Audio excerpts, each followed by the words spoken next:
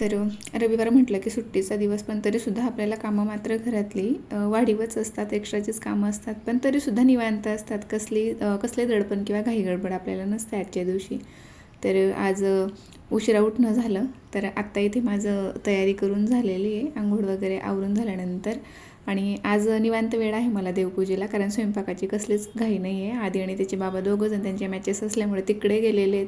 तर मला निवांत असा वेळ होता. घरातलं आवरून घेतलं सगळ्यात आधी, थोडंफार झाडू वगैरे मारणं, आणि रोजचं जे काही असतं ते आज सकाळीच मी फरशीसुद्धा पुसून घेतली, कारण मला देवपूजेसाठी निवांत वेळ हवा होता. तर आंघोळीच्या आधी मी फरशी पुसून घेतली होती. आणि आता पूजेला सुरुवात करते मी, कारण मला देवघरातलं थोडंफार आवरायचंच असतं रोजच्या रोज काही ना काही, कारण खूप जास्त धूळ येते माझ्या देवघरावर, जवळच विंडो असल्यामुळे. तर तसंच काही साधे सगळं देवघर मी पुसून काढलं होतं एका ओल्या कापडाने, आणि मग देवपूजेला सुरुवात केली होती. आणि हो, कालच्या दिवशी देवसुद्धा मी उजळून घेतलेत पितांबरीने.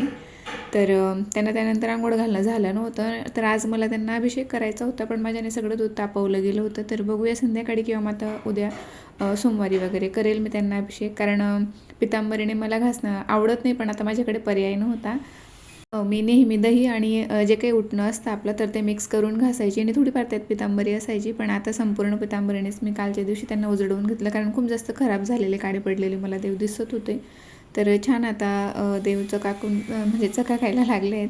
पण तरीसुद्धा उद्या मी त्यांना आता अभिषेक घालेल दही दुधाचा, त्यामुळे की जरा मनाला शांती वाटेल.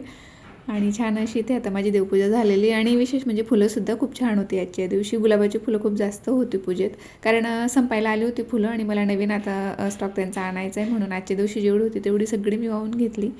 त्यानंतर थोडीफार स्वयंपाकाची तयारी मी आता इथे करून ठेवते, कारण त्यांना यायला लेट होणार आहे, आणि ते येतील तेव्हा करेल. फक्त भाजी वगैरे बनवून ठेवते मी.